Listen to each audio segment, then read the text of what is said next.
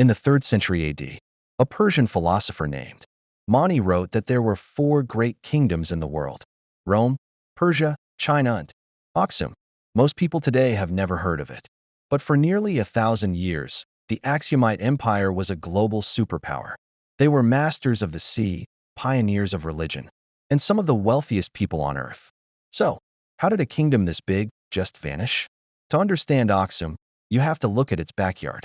Based in what is now Ethiopia and Eritrea, Aksum sat right at the junction of the world. They controlled the Red Sea. This meant that if a Roman merchant wanted silk from China or spices from India, his ship probably had to stop in an Aksumite port. They became the gatekeepers of trade.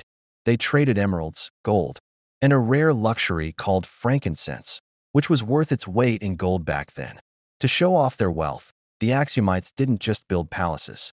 They built giants. These are the Stelae of Aksum. These aren't built out of bricks. Each one is carved from a single piece of solid rock. The largest one ever built was over 100 feet tall and weighed as much as 2 blue whales.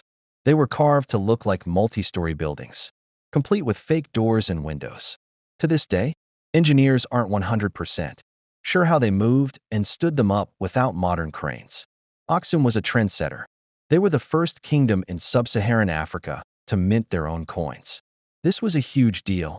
It meant they didn't need to barter with cows or salt. They had a world currency. They were also one of the first nations to adopt Christianity. In the 4th century, King Ezana converted to the faith, making Aksum one of the oldest Christian civilizations in the world, even older than many countries in Europe. Here's where it gets mysterious. According to Ethiopian tradition, the Ark of the Covenant, the sacred chest containing the 10 Commandments, was brought to Aksum thousands of years ago. To this day, the people of Ethiopia believe the real Ark is kept in a small chapel in the city of Aksum, guarded by a single monk who is never allowed to leave. So what happened? No empire lasts forever. In the 7th and 8th centuries, the rise of new Islamic empires changed the trade routes. Suddenly, Aksum was cut off from the sea. Without trade, the money dried up. Climate change led to less rain for their crops, and the soil became exhausted. Slowly, the people moved further into the mountains for safety, and the grand city of Aksum was eventually abandoned as a capital. Aksum didn't die in a single war. It faded, leaving behind its language, Guizi, its religion, and those massive stone towers as a reminder that Africa was home to one of the greatest empires the world has ever seen.